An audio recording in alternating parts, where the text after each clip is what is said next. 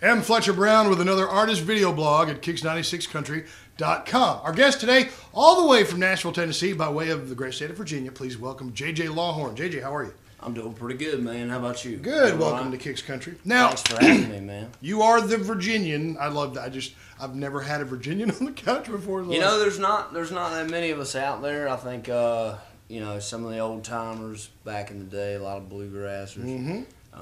You know, but I think the only guy now that's from Virginia is Phil Vassar. Mm-hmm. Right? Oh yeah, Phil Vassar's great too. So, well, you're young country. You're just coming onto the scene now. You've hooked up with Colt Ford and those over at Average Joe's. You put out your debut album, your current single, "Good Old Boys Like Us."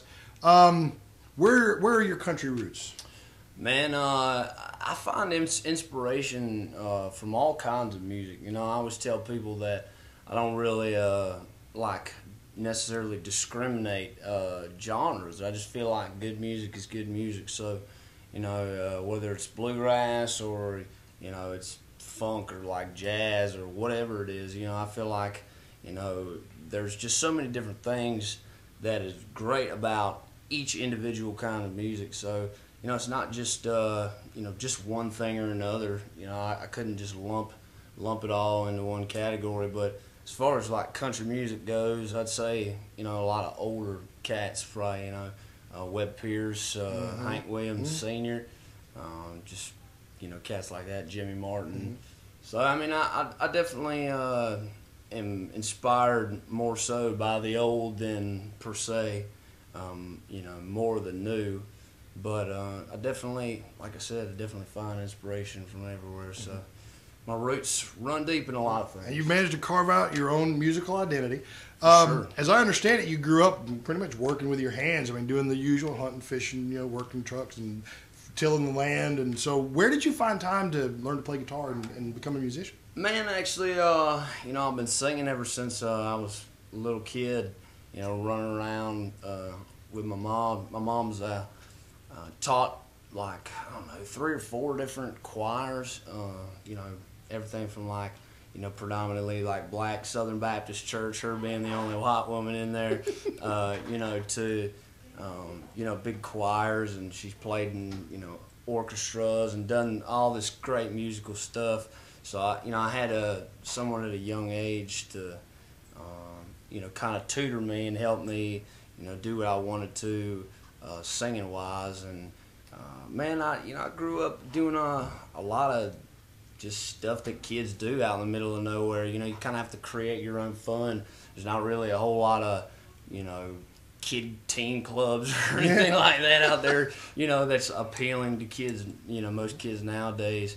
You know, like you said, you know, I grew up loving hunting and fishing and, you know, working with my hands. My family was farm tobacco for, I would have been 5th generation, so 4, you know, now that I'm doing this. But, yeah, man, just farming, living out in the middle of nowhere, simple. You know, we don't go to the store to get chicken. You know, you go out in the backyard to catch one and lop his head off. I do that every Saturday.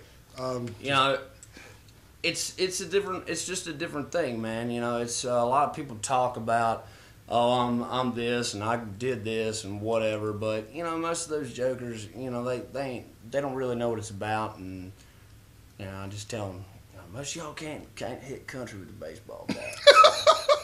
Okay, and all of that attitude, great, by the way, the great story, all that comes through in songs. Now, you write all of your own songs? You have co-writers you work with regularly, or where does this come from? Yeah, man, basically, when I first came to town, I had an introduction by my producer, who produces a guy you probably heard of, Justin Moore.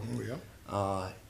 He introduced me to a lot of great songwriters, some of the best in the business, and you know, I was just very blessed and fortunate to have that introduction and to be given a chance to write songs with these great people, you know, who've written all these #1 songs and whatnot. So it was definitely a big learning experience, and I just try to kind of take in everything that I could, you know. But every single one of those songs on that record, you know, I either wrote myself or co-wrote. So I kind of have this, you know, I don't feel like I need to preach it to people, but I have my message really, as far as songwriting goes, is, you know, I just feel like as an artist and a songwriter, you know, you can't really sit here and tell me that you, as an artist that cut somebody else's song, like necessarily knows exactly where that person that wrote that song that you're singing was at, you know, when they wrote it. You know, I mean, you could say, hey, you know, I was in a similar scenario, or, you know, oh, I know what that person's talking about, you know, so the emotion is the same. But it's really not, or at least to me, I don't feel like it is, because, I mean, even if you can't necessarily sing the song as well,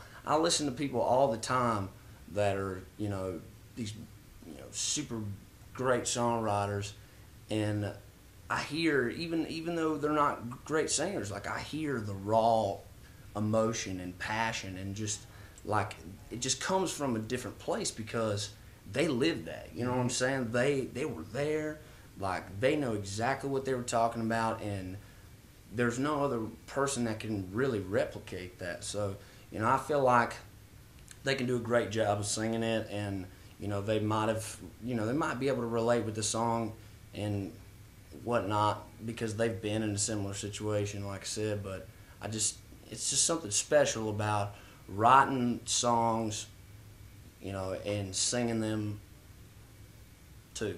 Yeah. So basically, it's like these stories that you tell. These are your stories. You were there for these. It's my life and songs, man. You bring it real. Yeah, man. All right. Well, I noticed on your Facebook page, we're doing a little background on you. You had a message to a lot of your fans about your touring schedule. You got shows you're working on 2014. Is there anything you got worked out in the coming year that folks can look forward to? For sure. I mean, I'm going to be all over the place this year. Probably like 3 times the amount of shows that I played last year. So I think I just got finished booking like 50 dates. So yeah, we're getting after it. And if you ain't seen us in your town, get ready, because we coming. Most of the folks where he's been, I noticed through Tennessee and places, are begging him to come back. So tell you what, you go and find him on his website. It's jjlawhorn.com. And you can find him on Facebook as well. Of course, Facebook, you know, just search JJ Lawhorn. Comes right up. What about Twitter? Are you on Twitter? Yep. Twitter, or Tweeter as I like to call it. It's like @